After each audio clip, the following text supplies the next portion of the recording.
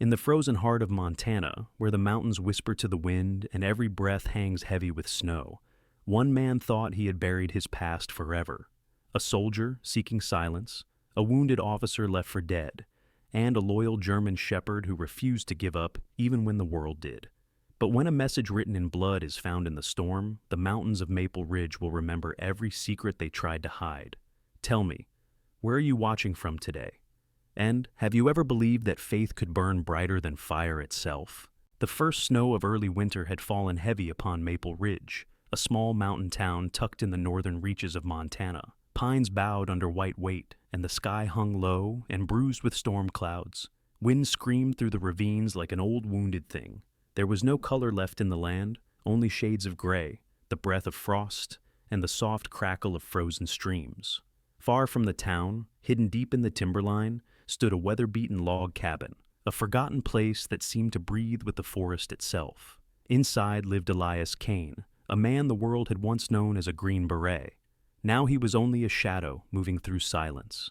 Elias was in his late 30s, tall and broad-shouldered, his once dark hair now flecked with premature gray. His eyes, a cold blue like glacier ice, had seen too much war to rest easily.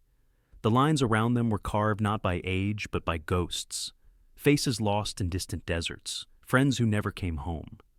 After returning from service, Elias had drifted away from people, trading noise for the company of wind and wood smoke. He spoke little, lived less. His days passed by routine: chop wood, check traps, mend things that time tried to break. At night, when the wind roared outside, he would sit by the old iron stove and stare into the flames, hearing echoes of gunfire in the crackle. There was peace, perhaps, but it was the peace of surrender, not healing. That evening the storm rolled in, fierce and sudden. Snow fell sideways, filling the air like ashes.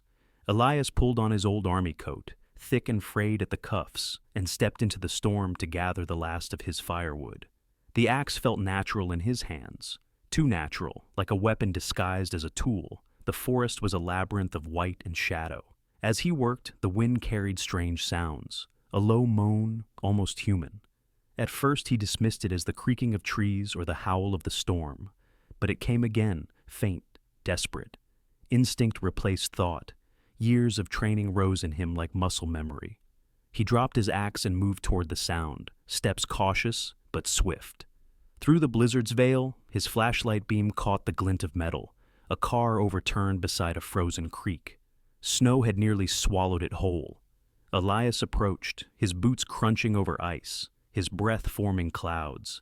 The vehicle's license plate was half buried, its frame twisted, the windshield spiderwebbed with cracks.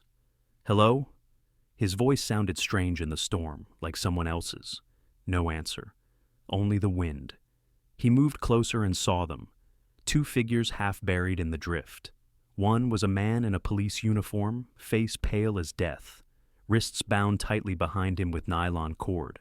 The other, a large German shepherd, lay pressed against him, its fur matted with frost, a faint tremor in its chest. Elias's pulse quickened. He crouched beside them. The man's lips were blue, skin burning with cold. He looked, mid-30s, clean-cut, the kind of person who'd once believed the world could be fixed by rules. His badge read, Noah Grayson. The dog, Valor, was magnificent even in near death. A thick sable coat dusted with snow, broad head, intelligent amber eyes dulled by exhaustion. His paws were cracked and bleeding, but even as Elias touched his master's shoulder, Valor gave a low growl, protective, despite his state. Elias murmured softly, his voice steady. "Easy, soldier. I'm here to help." Next to them, a small piece of paper fluttered against the snow, half frozen, scrawled with shaky ink. "This is the end for those who interfere." Elias felt a cold that had nothing to do with the weather crawl through his chest. Someone had meant to kill these two.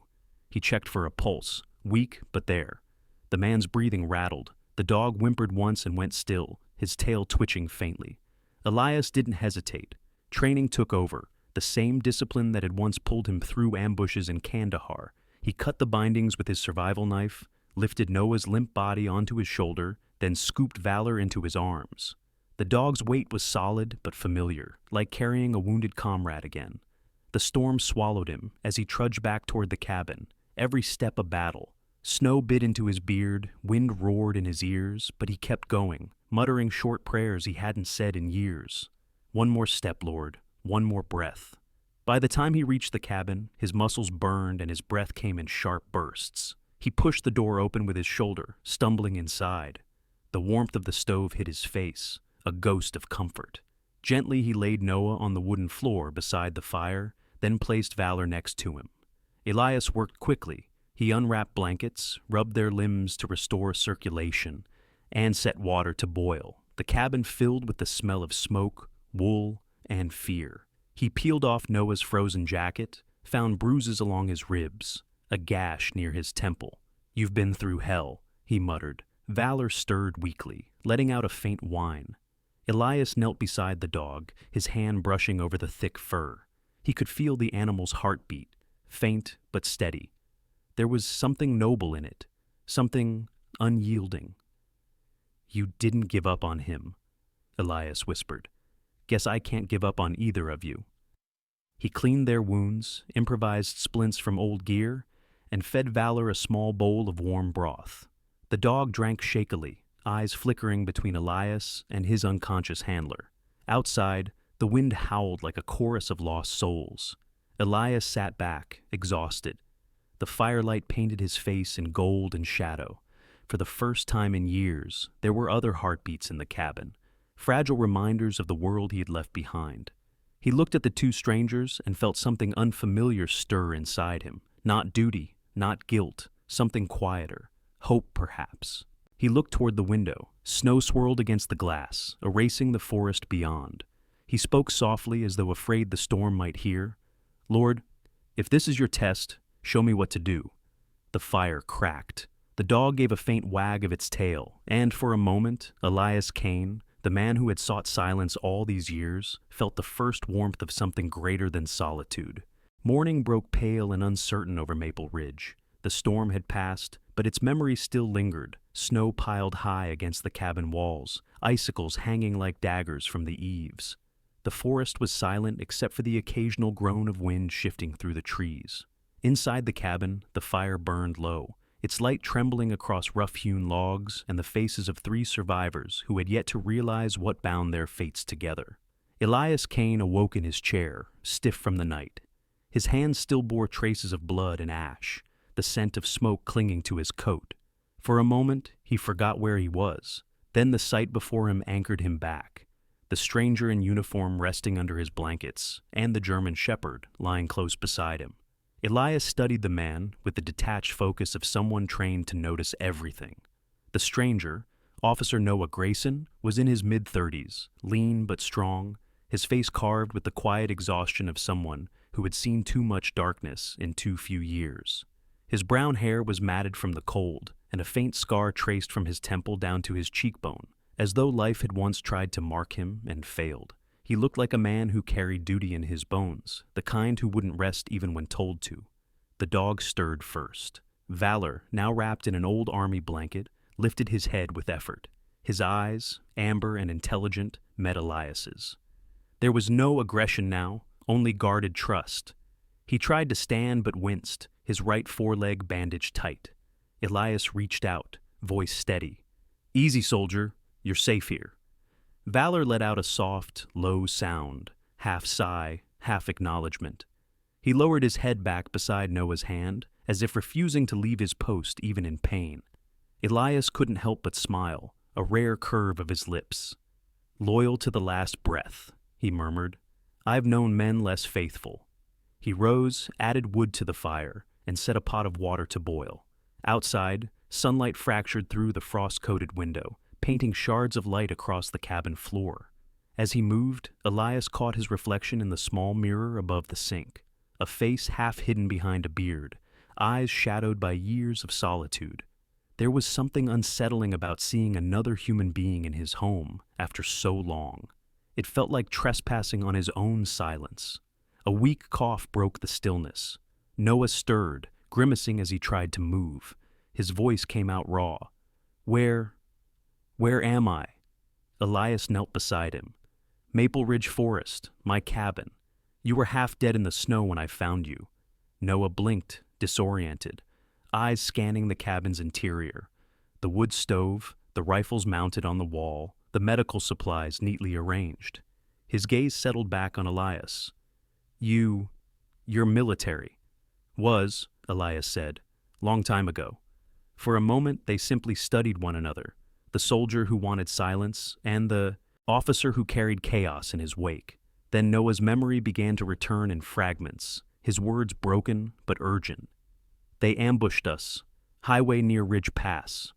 I was transporting evidence. Thought it was a routine drop. But someone in the department tipped them off. He coughed, clutching his ribs. Elias steadied him with a hand. Who? Noah shook his head. Don't know yet. But it's big. Bigger than Helena PD can handle. They call themselves Iron Vultures. Smugglers, weapons, narcotics. Use old logging trails to move cargo between states. One of them, he stopped, pain flashing across his face. They had badges. Real ones. Elias's jaw tightened. The words carried the bitter echo of betrayal he knew too well. You're saying someone inside the department's in on it? Noah nodded weakly. Maybe more than one. We were closing in. Then they found out first. He looked toward Valor, who raised his head at the sound of his voice. He saved me, fought them off until they tied us up. I thought we'd die out there. Elias looked at the pair, the wounded officer and his steadfast dog, and something inside him shifted, subtle as a breath. It was like watching a reflection of himself from years ago. Loyalty, loss, and the fight to believe that good still existed in a world built on shadows. Noah's voice trembled.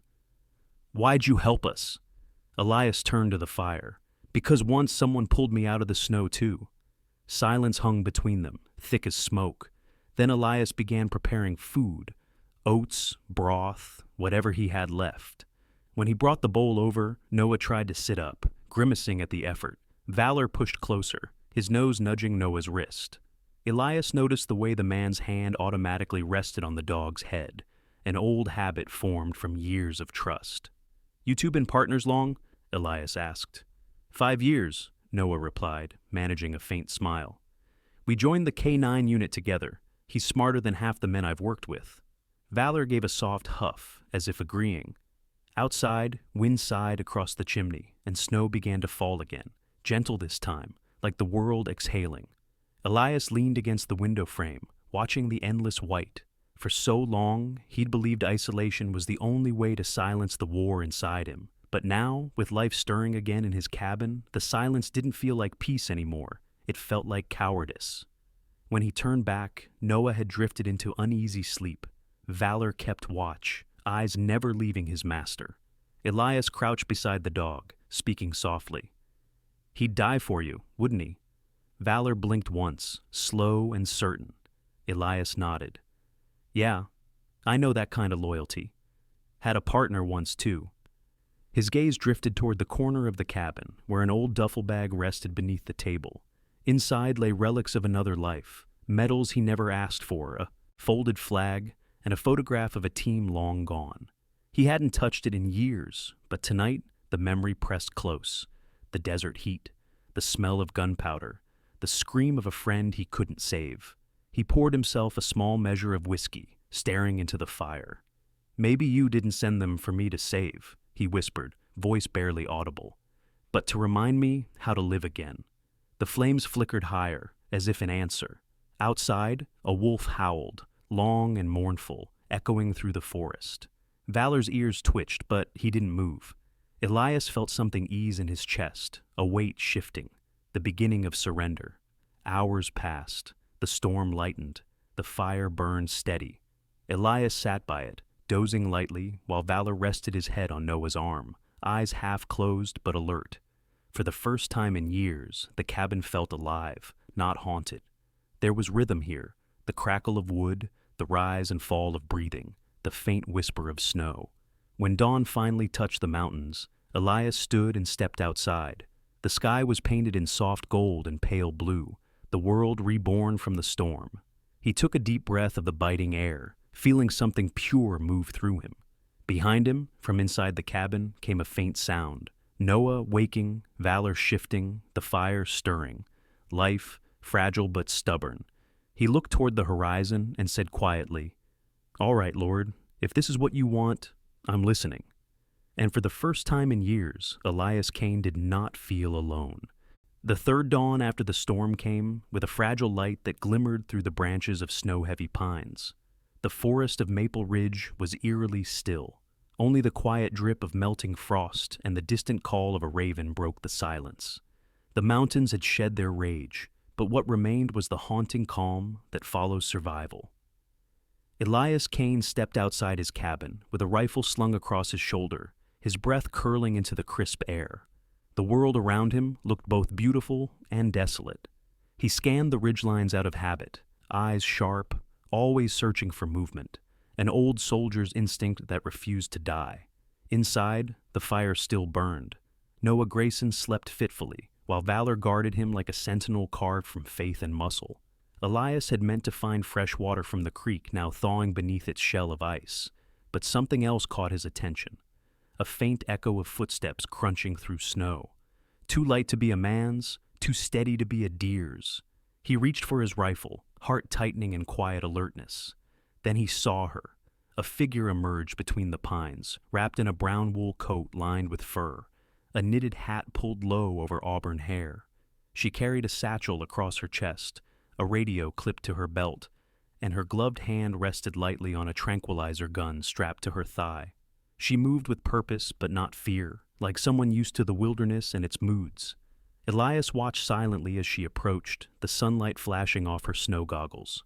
When she spotted him, she froze mid-step, then raised a hand in greeting. "Easy," she called out, her voice calm, clear. "I'm not trespassing, at least not on purpose." Her tone carried warmth, the kind that could calm even wary hearts. Elias lowered his rifle slightly but didn't smile. Few people wander this deep without a reason. The woman stopped a few paces away. "Name's Grace Holloway. I volunteer with the Silver Creek Animal Rescue. We check the backcountry after storms, make sure nothing's trapped or dying. We found tracks heading this way. Looked human." Elias studied her more closely now. Grace was in her early 30s, tall and slim, with the wiry strength of someone used to mountain life. Her face was both gentle and marked by endurance, faint lines at the corners of her eyes, the kind that come not from age but from worry carried too long. There was something fierce yet fragile about her, like a wildflower blooming in frost. He nodded slowly. "You found right? 2 came through the storm, barely made it." Her eyes widened. "Alive?" "Inside," Elias said, motioning toward the cabin. Grace followed, her boots sinking into deep snow. When she stepped inside, the warmth hit her cheeks, turning them a soft pink. She stopped short at the sight. Noah Grayson, bandaged and pale, lying near the hearth, and Valor, majestic even in weakness, lifting his head, tail, thumping faintly in greeting.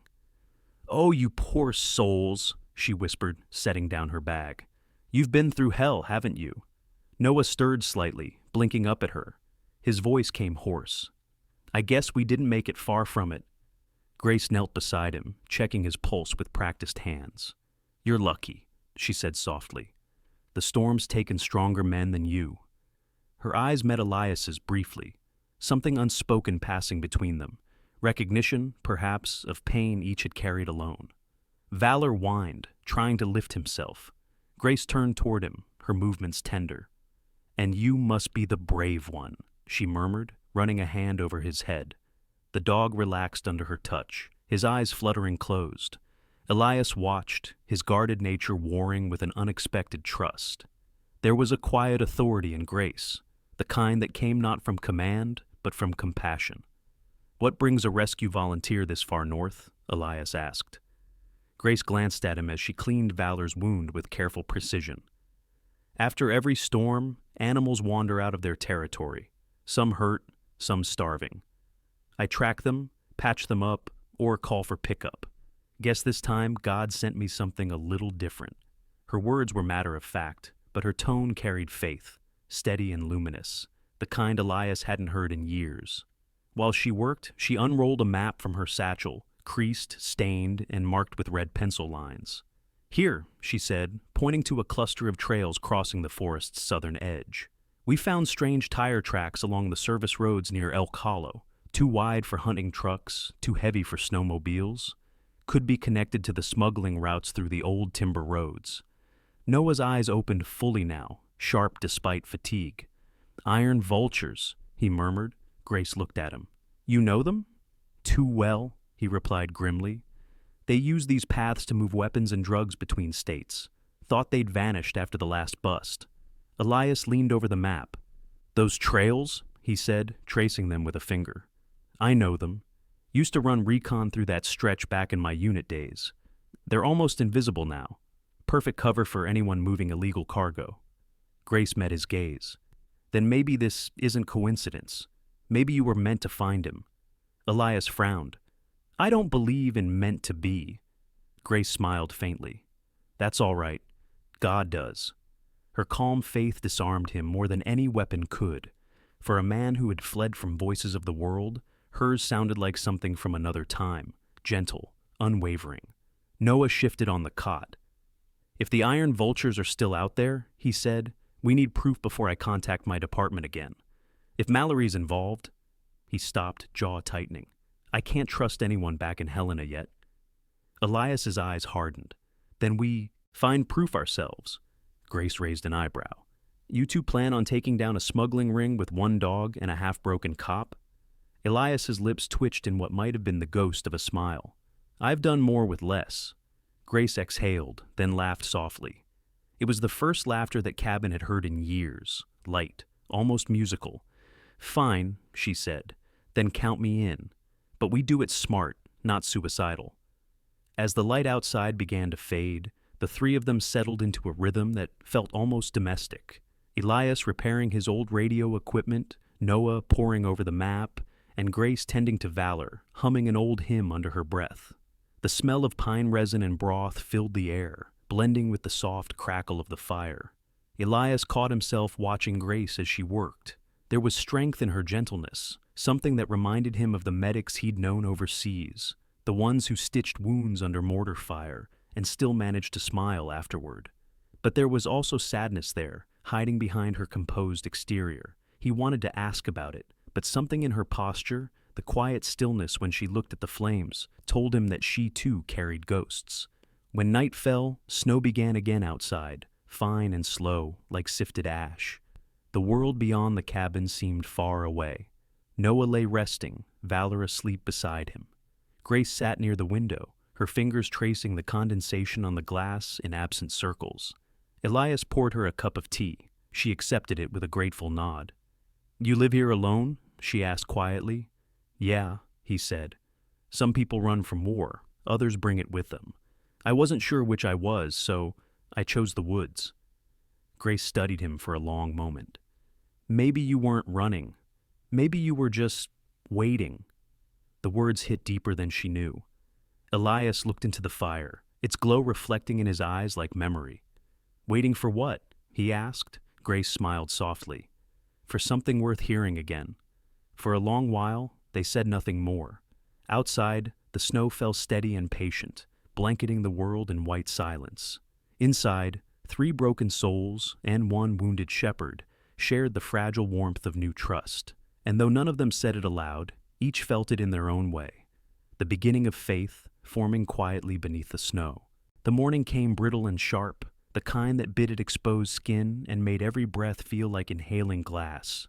A thin veil of fog hung over the forest, the sunlight trying and failing to break through the pale winter haze. Snow blanketed everything, trees, stones, even the animal tracks, erasing all memory of what had passed. Yet for those who knew how to look, the forest still spoke in whispers. Elias Kane knelt in the snow, his gloved hand brushing over a faint depression near a fallen pine. Truck tires, he murmured, heavy ones. 2 axles, maybe 3. He looked up at the others. They came through here less than a day ago. Beside him, Officer Noah Grayson leaned on a walking stick, his breath visible in short puffs. The color had returned to his face, but the stiffness in his movements betrayed how close he'd come to dying. He studied the ground, eyes narrowing. That matches the tire tracks we found on the map. Iron vultures are using the old lumber trail near Frost Creek. Grace Holloway, bundled in her brown coat, crouched nearby with a notebook and pencil. "They're not amateurs," she said softly. "No hunter drives this deep without a reason." Her auburn hair escaped from her hat, strands glinting copper in the dim light. She marked their coordinates on the map, her gloved fingers trembling slightly from the cold. Valor moved ahead, nose low, tail still, his paws silent over the snow. The German shepherd, now recovered enough to walk, wore a makeshift bandage on his leg, a reminder of the storm he had survived. His breath puffed rhythmically, his eyes alert and sharp. When he caught a faint scent, his ears perked, and he glanced back at Elias as if to say this way. Elias nodded. "Lead on, boy." They followed Valor through a narrow ravine, where the wind carried the faint metallic tang of oil and exhaust. The trees grew denser, their branches clawing at the sky. A silence hung over the place, unnatural, heavy, the kind that made even birds stay quiet. After an hour's hike, they reached a small clearing. The snow there was disturbed, boot prints, shell casings, and an empty crate half buried under frost. Elias crouched and brushed away the powder, revealing a fragment of cloth beneath the ice. It was olive green, the kind used for police tactical uniforms. Noah's face hardened. "That's regulation issue." He picked up one of the spent shells and turned it in his fingers. 9mm, probably from a service pistol. Grace exhaled slowly.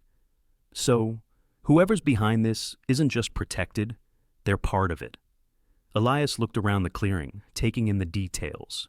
To him, the signs were as clear as words, tracks leading in a semicircle, signs of a fire pit hastily buried, a line of broken branches pointing downhill.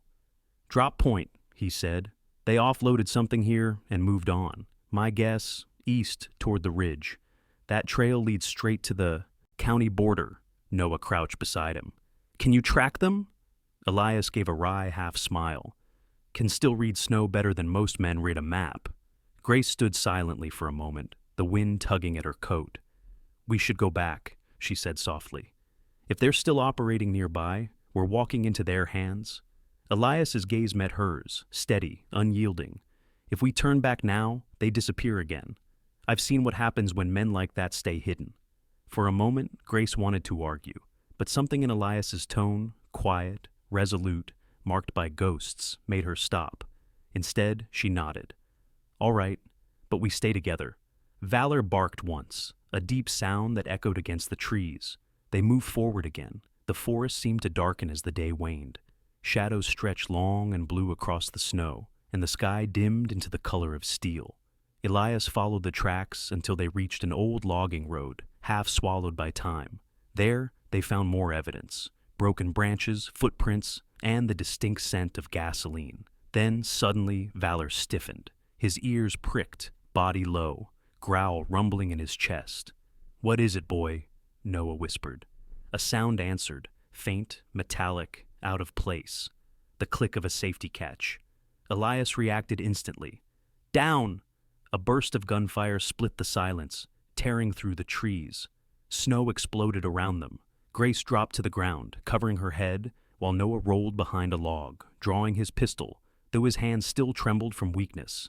Elias returned fire, his movements precise, economical. Valor leapt forward, barking ferociously, driving the attackers to scatter. The forest erupted into chaos, shouts, muzzle flashes, the thud of boots crunching through snow. From the tree line, 3 masked figures emerged, clad in dark tactical gear. Elias counted their shots, noting positions. 3 men, 1 flank, 2 front, he called out. "Hold fire until they move." Noah gritted his teeth, pain shooting through his ribs, but his voice was steady. "Copy that." 1 attacker moved closer, slipping between trees. Valor lunged, intercepting him. The man swung his rifle, but Valor clamped down on his forearm, growling deep. The man screamed, fell backward, and Noah took the opening. 2 clean shots. Silence followed. Elias took down the second with a well-placed round to the shoulder. The third man fled, vanishing into the trees, but not before a stray bullet grazed Elias's arm. He hissed and ducked behind cover. Grace crawled to him, eyes wide. "You're hit! It's nothing," he said, binding it with a strip from his sleeve. "We need one alive." Moments later, Valor dragged the wounded man toward them, the attacker groaning in pain, snow-stained red where he fell. Elias kicked away the rifle and knelt beside him. "Who sent you?" The man spat blood, sneering. "You think you're heroes? You have no idea who you're dealing with." Elias pressed his knee gently against the man's wound, not cruel, just enough to remind him of reality. "Try me." The man's bravado faltered. "Mallory," he gasped. "Captain Reed Mallory. He runs it all." Noah's eyes widened.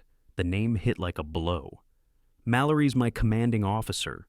Grace stared between them, disbelief freezing her words. "You mean he's the one behind Iron Vultures?" Elias looked at Noah, whose expression had turned from shock to grim understanding. "He's been using your department as cover," Elias said quietly. "Every time someone got close, he made sure they disappeared." The captive gave a twisted grin. "And he knows you're alive. He'll come for you." Elias's eyes were like stone. "Let him." They dragged the man back toward the cabin as the light faded entirely. The air grew colder, thicker.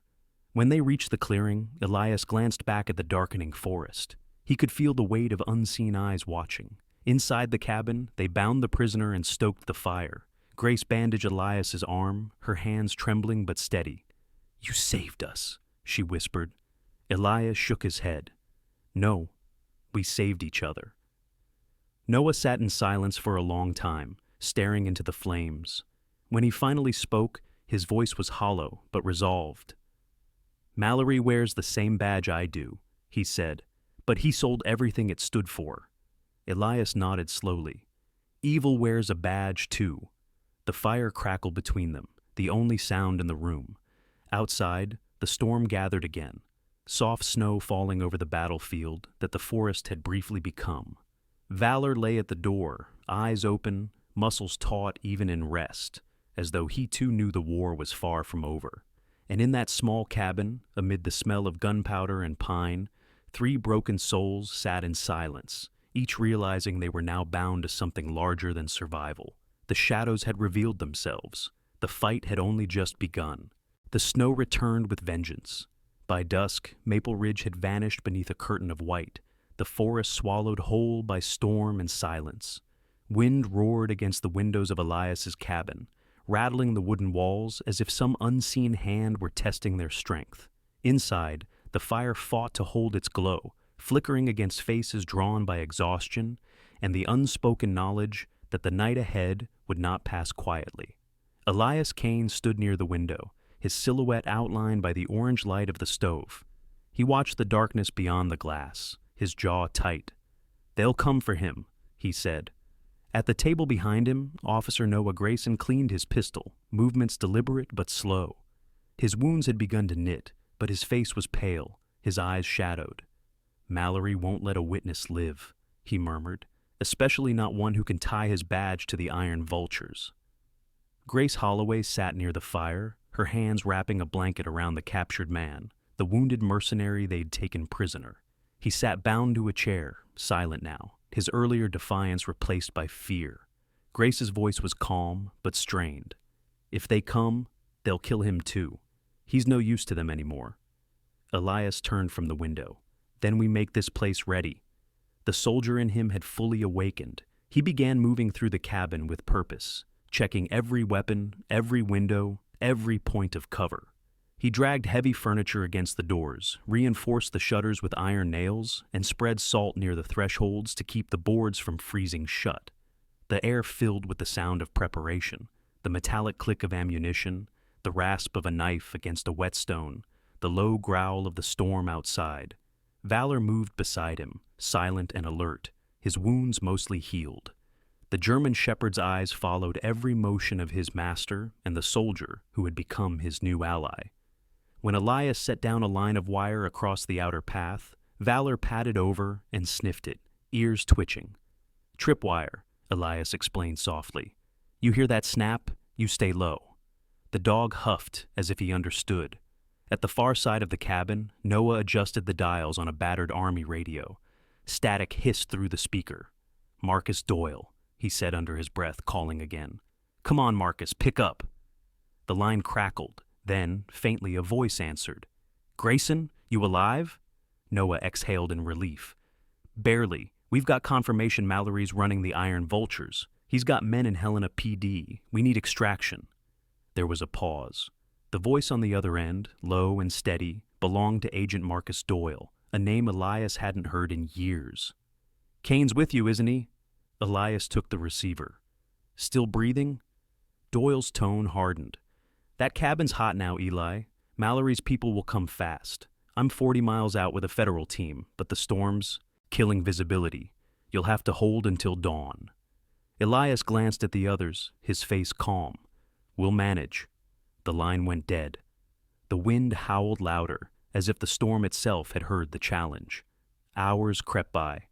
The light faded entirely, leaving only firelight and the faint glow of oil lamps.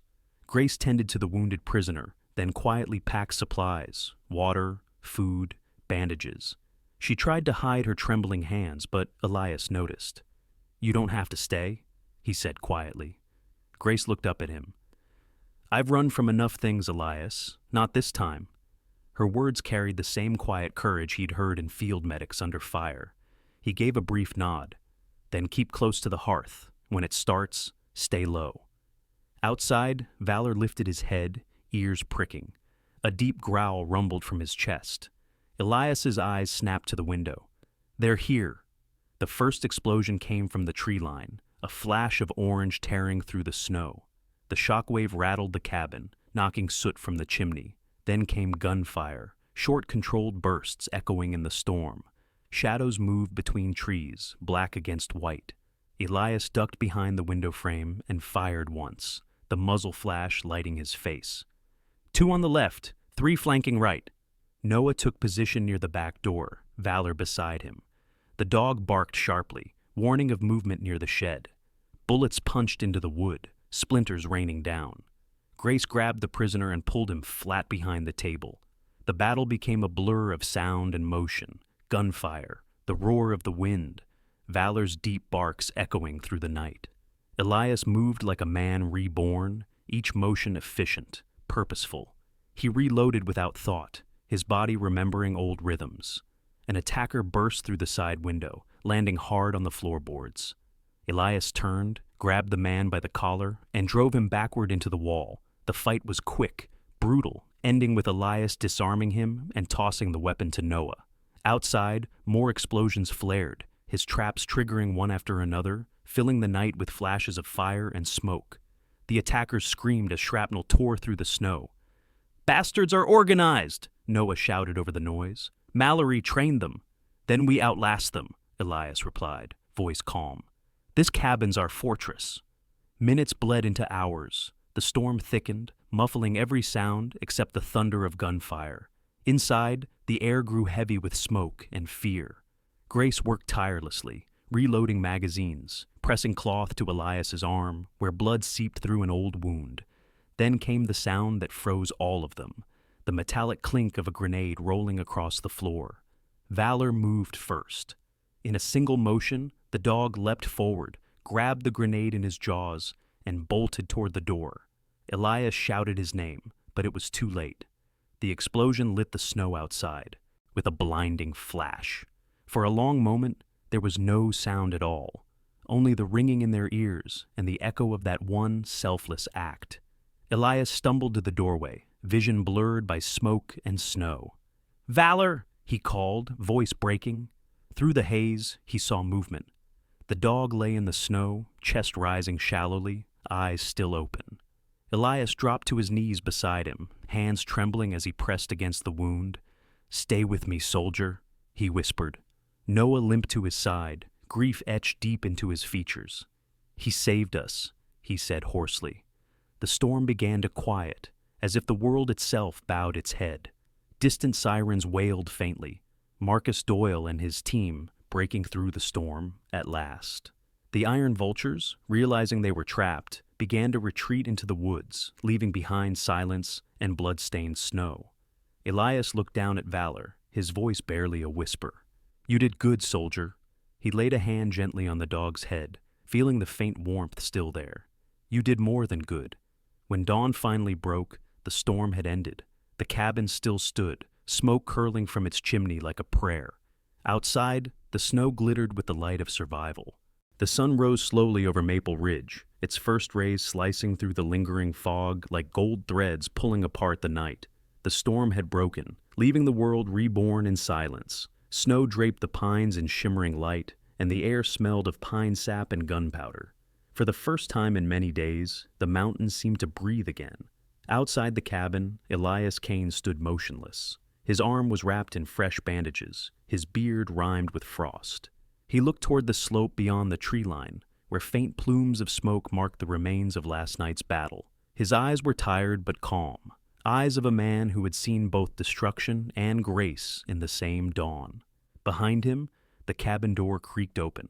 Officer Noah Grayson stepped out slowly, leaning on a cane. His uniform jacket was torn, but his badge gleamed faintly in the light. He carried a quiet dignity, the kind forged in suffering and faith. FBI's sweeping the ridge, Noah said softly. Marcus and his team are rounding up the last of Mallory's men. They've found weapons caches buried along the creek, enough to supply a war.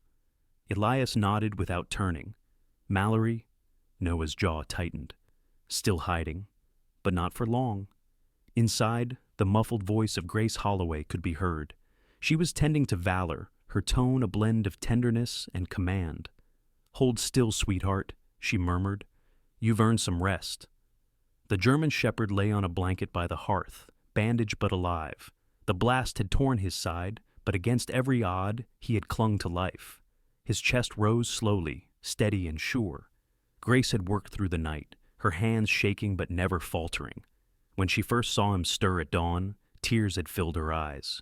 Elias finally turned from the window. The light caught his face, revealing something that hadn't been there before, a quiet softness, fragile but real. He walked to the door, paused, and looked at Noah. "We'll end this today." Noah met his gaze, then nodded. "Together." By midday, the storm's aftermath had given way to grim work. The forest was crawling with federal agents, their black jackets stark against the snow. Trucks rumbled down narrow trails, hauling away crates of seized weapons marked U.S. Army surplus. Helicopters thundered overhead, scattering the crows that had gathered. At the heart of it all stood a weathered hunting lodge, a fortress hidden deep in the woods. Smoke still curled from its chimney, and the ground around it was littered with boot prints. Agent Marcus Doyle, rugged and broad-shouldered with a gray streak in his beard, turned toward Elias and Noah as they approached. "You two look like hell," he said, his voice rough but warm. Elias gave a tired half-smile. "You should have seen the other guys." Marcus's eyes softened. "Word is you held off half of Mallory's force. Not bad for a man who swore he was done fighting." "I didn't fight for me," Elias said quietly. "I fought because someone needed reminding that faith still means something." Marcus nodded once, then gestured toward the lodge. "We've got movement inside. Mallory's holed up with 2 men, armed and desperate." "You sure you're up for this?" Noah's voice was firm. "He was my superior. I'll be there when this ends." They moved in silence through the snow, flanking the lodge. Elias signaled with 2 fingers. Marcus's men fanned out, surrounding the structure. The air was so cold it hurt to breathe. Then, through the broken door, came the sound of a voice, a familiar one. "You don't know what you're dealing with, Grayson." Captain Reed Mallory emerged, gun in hand, his face flushed with fury and fear. He still wore his police jacket, the same badge glinting on his chest that Noah once saluted. "This isn't over," he snarled. "You think the Bureau will protect you? You're nothing without me." Noah's hands tightened on his weapon. "You were supposed to protect this town," he said, his voice steady. "Instead, you sold it." Mallory laughed bitterly. "I built it. You think Maple Ridge survives on honesty? We made it thrive." Elias stepped forward, his voice low. "You poisoned it. Men like you always do." The captain turned toward him, sneering. "And who are you? Another ghost playing hero?" Elias raised his rifle slightly. "Just a man who's seen what happens when good men stay silent." For a long moment, the wind was the only sound. Then Mallory raised his gun. The shot cracked through the air, wild and desperate. Elias fired back once, precise, deliberate. The echo faded, leaving only the whisper of falling snow. Mallory staggered, dropping his weapon. His badge clattered against the ice. He looked up at Noah, eyes wide with disbelief, then collapsed into the snow. Noah lowered his gun, his breath coming fast. For a moment, he just stared at the man who had been both mentor and betrayer. Then quietly, he said, "Justice doesn't need your name anymore." Marcus placed a hand on his shoulder. "It's over." But Noah shook his head. "No, it's just beginning." By the time they returned to the cabin, the sun had begun to dip behind the ridge, painting the snow in hues of amber and violet. Grace met them at the door, her face pale but radiant. "He's awake," she said softly. Valor lifted his head as they entered, his tail thumping weakly. Noah knelt beside him, his voice breaking into a laugh that was half tears. "You stubborn hero," he whispered. "You just couldn't let us win without you, huh?" The dog pressed his muzzle into Noah's palm, eyes bright and alive. Grace smiled through tears. "He's healing faster than expected. Guess God had plans for him, too." Elias watched from the doorway, silent. He looked around the cabin, the same place, that had once held only his solitude, now filled with voices, warmth, and the faint hum of life returning. When Marcus's men left with the prisoner and their reports, Elias declined the offer of commendation. "I didn't save them," he told Marcus simply. "God did." Marcus studied him for a long moment. "Maybe," he said, "but he used your hands to do it." Elias only smiled faintly. "Then I guess I owe him my thanks." Weeks later, peace finally returned to Maple Ridge. The town, once shadowed by corruption, now stood proud again. The local papers called it the Snowfire Operation. Headlines praised Noah Grayson's bravery, and the county appointed him the new sheriff. He refused most interviews, only saying, "All I did was follow the truth. The rest wasn't mine to claim." Grace, with support from federal grants, opened a full rescue center near the foot of the mountain. The sign above the door read, "Holloway Haven, for the lost and the loyal." Elias helped her build it, though he spoke little about it. One morning, Grace found him packing supplies near the cabin. "You're leaving?" she asked quietly. Elias looked toward the horizon, where sunlight broke over the ridge. "Just going higher up for a while. There's peace up there, the kind I used to run from." Grace nodded. "You'll come back?" He smiled faintly. "Maybe. But if you ever hear the wind moving through these trees, that'll be enough to know I'm listening." She reached out, touching his arm. "Thank you, Elias, for everything." He hesitated, then looked toward Valor lying near the porch, his head resting on Noah's boot. "Don't thank me," he said softly. "Thank the one who kept the fire burning."